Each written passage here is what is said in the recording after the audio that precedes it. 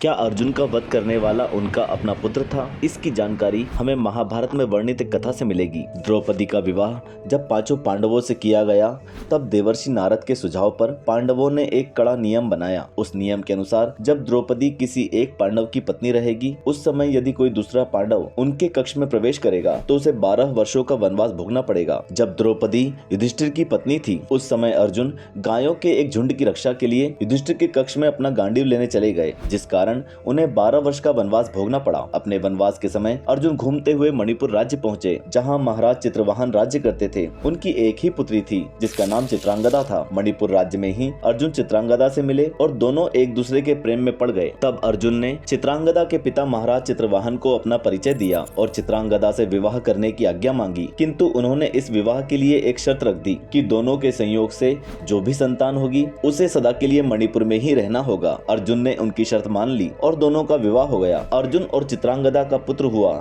जिसका नाम बब्रुवाहन रखा गया। अपने पुत्र के जन्म के तुरंत बाद अर्जुन मणिपुर से चले गए और चित्रांगदा और उसका पुत्र वहीं रह गए। जाते समय अर्जुन उनसे कह गए कि भविष्य में जब युधिष्ठिर सम्राट बनेंगे तो अर्जुन उन्हें एक बार इंद्रप्रस्थ अवश्य लाएंगे। बब्रुवाहन युवा हो गए और उन्हें अपने पिता के विषय में कुछ भी नहीं पता था। उन्हें प्रारंभिक शिक्षा अपने नाना से ही मिली। युवा होने तक वे सभी प्रकार के अस्त्र शस्त्रों में पारंगत हो चुके थे। उधर महाभारत का युद्ध हुआ जिसमें कुरुवंश का नाश हो गया। उस युद्ध में अर्जुन द्वारा छल से परास्त होने के बाद पितामह भीष्म ने अपने प्राण त्यागे, लेकिन माता गंगा बड़ी क्रोधित हुई। भीष्म ने अपनी माता को अर्जुन को क्षमा करने को कहा, किंतु वो ऐसा न कर पाई। वे प्रत्यक्ष रूप से किसी मानव के विरुद्ध कुछ नहीं कर सकती थी, किंतु वे उस अवसर की प्रतीक्षा में थी जब वो अर्जुन से अपने पुत्र की मृत्यु का प्रतिशोध ले सके। वर्षों बीत गए और महाराज युधिष्ठिर ने अश्वमेध यज्ञ किया। यज्ञ के अश्व की रक्षा के लिए अर्जुन और भीम गए। कर्ण का बेटा वृषकेतु भी उनके साथ हो लिया। अनेकों युद्ध और राजाओं को जीतते हुए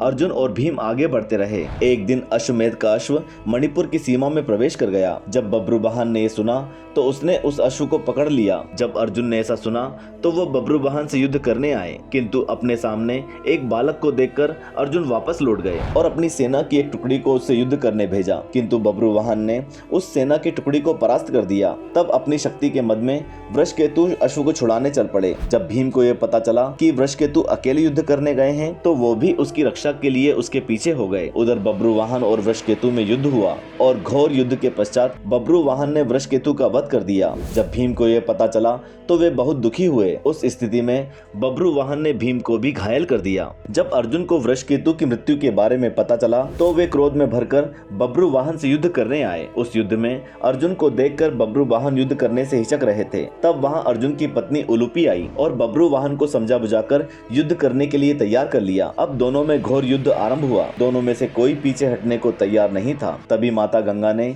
इस अवसर का लाभ उठाया और बब्रुवाहन के तरकश में एक दिव्य बाण रख दिया। अचानक ही बब्रुवाहन ने उस दिव्यास्त्र से अर्जुन पर प्रहार किया, जिससे उनकी मृत्यु हो गई। जब चित्रांगदा को इस बात का पता चला तो वे रोती हुई रणक्षेत्र में आई। उसने उलूपी को बहुत बुरा भला कहा, जिस पर उलूपी ने उसे समझाते हुए कहा कि माता गंगा के श्राप से अर्जुन को बचाने का यही एक मार्ग था। तब बब्रुवाहन ने अपनी माता से उनके विलाप करने का कारण पूछा, जिस पर चित्रांगदा ने उसे सत्य से अवगत कराया कि अर्जुन उसके पिता थे। ये जानकर वो बहुत दुखी हुआ और अपने प्राण देने को तैयार हो गया। ये देखकर उलूपी ने उसे रोका और कहा कि नागलोक में मृत संजीवक नाम की एक मणि है, जिससे अर्जुन को जीवन दान मिल सकता है। उलूपी बब्रुवाहन के साथ नागलोक गई और वहां से मृत संजीवक मणि लेकर आई। उसके प्रभाव से अर्जुन और वृषकेतु को जीवन दान मिला। इसके बाद बब्रुवाहन अपनी माता चित्रांगदा और विमाता उलूपी के साथ युधिष्ठिर के अश्वमेध यज्ञ में सम्मिलित हुए। आगे चलकर बब्रुवाहन ने अपने नाना चित्रवाहन के बाद